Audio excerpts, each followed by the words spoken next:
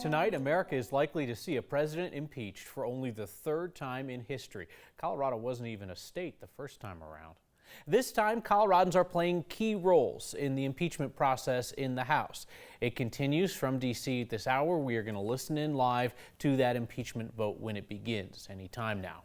Democratic Congresswoman Diana DeGette of Denver was selected by Speaker Nancy Pelosi to preside over the House during today's impeachment debate. She gavelled people down when they got chippy and stuff like that.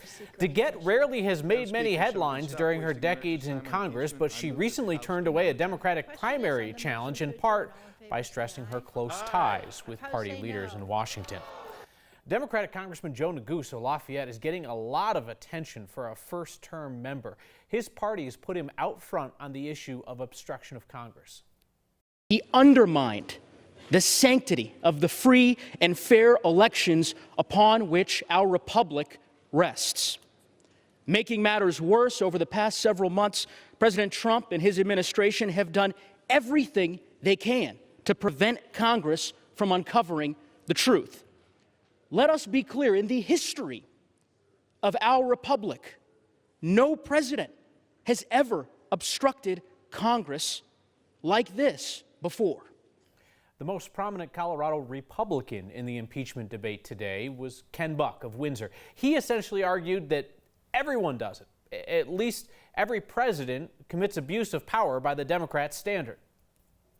Under this standard, a president can be impeached in the absence of a crime, without due process, and for asserting a legally, constitutionally recognized privilege.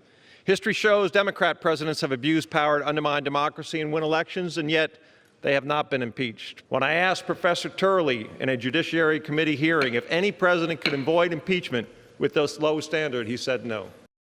Democratic Congressman Jason Crow of Aurora holds the closest thing that Colorado has to a contested congressional seat these days. He won it from an incumbent Republican last time around, but Crow has not been shy about supporting impeachment. My oath, my love of our country, and my duty to honor the sacrifices who came before us require me to act. To my colleagues, it is time to put aside our personal and political interests and honor those who have come before us. Republican Congressman Doug Lamborn of Colorado Springs came to the floor during today's debate, suggesting that a president can only be impeached for a crime, which is not true. 2, Trump is not above the law. No one is, but why don't the Democrats tell us what law he broke? They can't, because he didn't break any. So Democrats have resorted to 2 vague and subjective articles: abuse of power and obstruction of justice.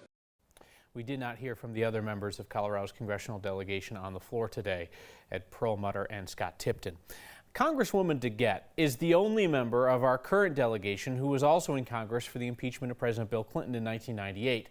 The delegation at that point was 4 Republicans, 2 Democrats. They split on party lines. That time, of course, it was Republicans in favor of impeachment, Democrats opposed.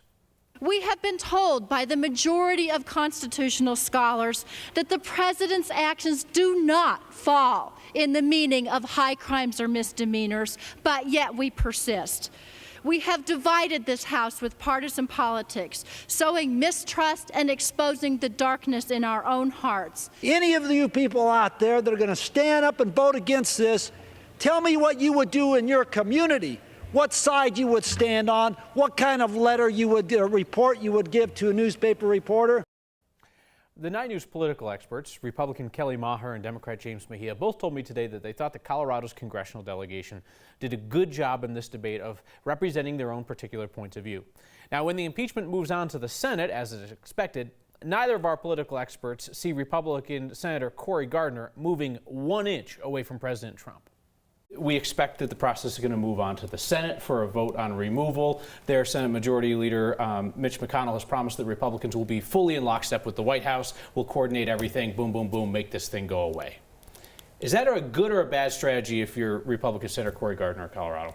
Well, I mean, look, we'll see that this is probably over by the first quarter of next year. I think that it's going to be very quick, and frankly, because it hasn't changed anybody's mind up until now, I don't think that this necessarily plays into Cory Gardner's overall re-election strategy at all. Is there any benefit to Cory Gardner, to sticking his head up in some small way through a floor speech, a procedural vote, something to tell Coloradans like, hey, I'm not just Trump's guy 100% of the time?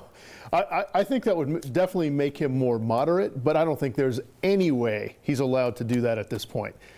Sides have been chosen, and Gardner is in lockstep with the party at this point. Again, this will be a roll call vote. This will not be a time for people to jump up and say, my party's doing the wrong thing, I'm going to go with the other guys on this one.